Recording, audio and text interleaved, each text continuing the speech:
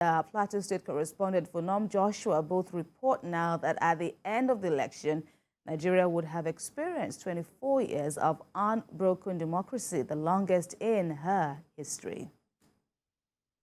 Thing is certain in the aftermath of the 2023 general election, and this is that a new political leadership will emerge in Nigeria. The second fact is that Nigeria would have experienced 24 years of unbroken democracy, the longest in our history. That history, underlined by varying degrees of political activism and electoral energy, has started with feverish electoral campaigns, proud tradition that dates even to the pre-independence era.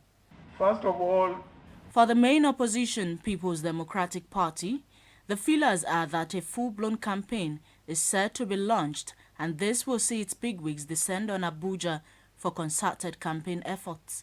The third force parties such as the Labour Party and Social Democratic Party are on the other hand not relenting in their bid to make themselves visible.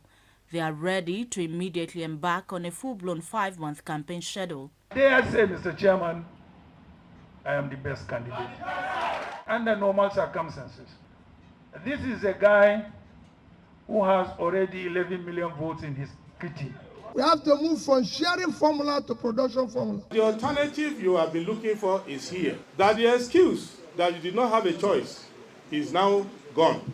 On the other hand, the ruling party, All Progressives Congress, appears to be taking a measured approach to campaigning. Freed from the limitations of pre-election ban on campaigning, it seems to have elected for a surrogate-led campaign on media and public platforms, rather than full-blown political campaigning that characterized such kickoffs. Lower the temperature. It's not the time to campaign. They will hear a lot from us. We are the party of progressive ideas. We want good education for our children, good development for Nigeria.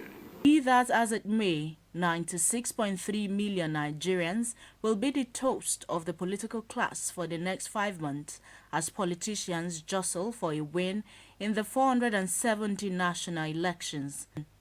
Given the tempo of the current campaign season as the kickoff, it will seem from experience that Nigerians should rather focus on track records and the ability of candidates to execute their visions. Habib Alawal, TVC News, Abuja.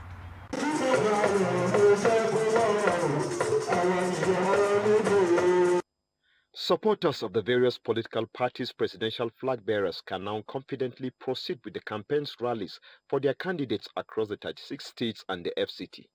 This is because 28th of September, the day is set aside by the nation's highest electoral body, the INEC, for the official commencement of the political campaign by supporters of political parties has come.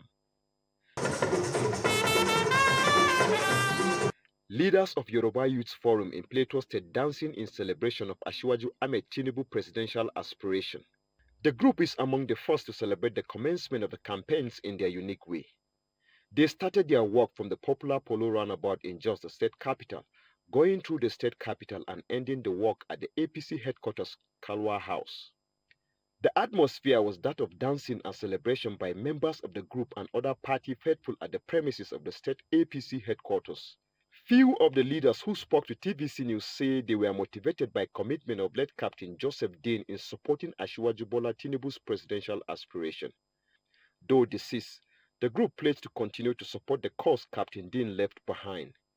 The banner carrying Asiwaju's portrait was placed just by the entrance of the APC secretariat by the group. We are here at Plateau State Yoruba Youth Forum in memory of Captain Joseph Dean, retired, who happened to be a landmark of politics in Plateau and has been projecting Asiwaju's presidential ambition while he was alive, and that dream should not die. And by Baba's name, Captain Joseph Dean, we proclaim and we say on Asiwaju mandate we stand. Yeah, we are here to let the whole nation know that Plateau State Yoruba Youth Forum are behind Asiwaju Tinubu Ahmed in order to be our president of the nation. So please, we the youth of Nigeria, Plateau, we should vote for Ahmed Tinubu come 2023 and Nigeria will be better. Party supporters are called upon to conduct themselves in a peaceful manner before, during and after the election. Funom Joshua, TVC News, Jos. And a youth group called the City Boy Movement is among the first to hit the streets running to campaign for the presidential candidacy of the All Progressives Congress. Now, this was immediately the Independent National Electoral Commission lifted its ban on campaigns. And the group, led by Shoaga Francis, says it will work hard to ensure it delivers 10 million votes in favor of Asiwaju Bola Tinubu. This youth movement in support of the presidential candidate of the APC may be a pointer to the role young Nigerians will play in next year's general election. The National Coalition Group for City Boy Movement is using this platform to tell youth to only vote for Asiwaju Bola Tinubu because they believe he alone has a clear blueprint on how to effectively manage the economy and translate it to prosperity, growth, and national development. The main reason why we're here today is to tell Nigerians that there is only one alternative to the presidency in 2023. Because there is only one man that has done that magic before. There is only one man that has turned an economy round. If we look at Lagos State, Asiwaju Bola Tinubu made Lagos State what it is today. And there is only one man that can change this economy in this 2023. Any mistake will be very, very grievous for us. So we must stand by him and make sure this man comes as the president in 2023. This is a campaign, not the party campaign, not the official campaign, but just the gathering of young people who believe in Asiwaju, who believes in his leadership, who believes that he holds the promise for a better Nigeria, and that is the reason why we are gathered here for the city boy and the golden boy of Borno State. We know the only candidate we have in Nigeria is Asiwaju Bola Tinubu. Today, all the Nigerian youth are standing with City Boy to say that Asiwaju is a builder. He has built so many leaders in the country. The group is also leveraging the support of women across the country to mobilize votes for the Tinubu-Shettima presidency. These women say they will join the campaign trail because they believe in the capacity of Bola Tinubu and his plans and programs that will also improve their well-being and increase their inclusion in governance. Women are ready. You see, let me tell you something. Nigeria women believe in Asiwaju. Nigeria women know that with Asiwaju presidency, all our suffering will end. So our women, they are solidly behind Asiwaju. The group says they are going beyond this kind of rally to talk directly to registered voters as campaigns officially begin and politicking becomes intense. And from the ruling party, we head to the main opposition party, where the People's Democratic Party on Wednesday inaugurated its presidential campaign council. Now, this council is expected to spearhead efforts to wrestle power from the governing All Progressives Congress at the polls next year.